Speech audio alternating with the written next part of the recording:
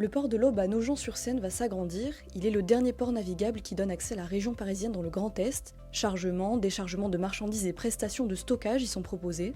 Pascal Courtade, le préfet de l'Aube, a découvert les dernières installations du port. La mise à grand gabarit de la Seine, prévue pour 2032, est très attendue. Ce changement sera l'un des atouts indéniables de l'expansion du port. On a un souci aujourd'hui économique puisque tous les bateaux ne viennent pas jusqu'à Nogent à cause du gabarit qui est trop petit.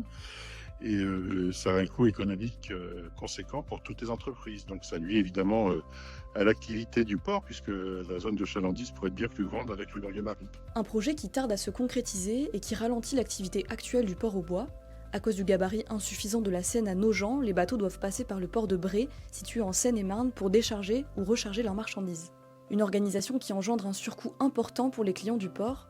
La mise à grand gabarit permettrait de faciliter le développement économique de la ville, mais également de rendre les transports plus écologiques. C'est pour décarboner le transport, puisque dans le cadre de cette extension du port, on souhaite y mettre un embranchement ferré, puisqu'on est en bordure de la ligne 4, qui est électrifié maintenant. Le grand gabarit réduirait les coûts de transport du fluvial de 20 ou 25% selon le directeur général du port. Accompagné de la réalisation d'un embranchement ferroviaire, cette installation offrirait de nouveaux horizons pour le port et la ville de Nogent. Nouveaux marchés, zones de chalandise étendues, nouveaux trafics, les prochaines années seront décisives.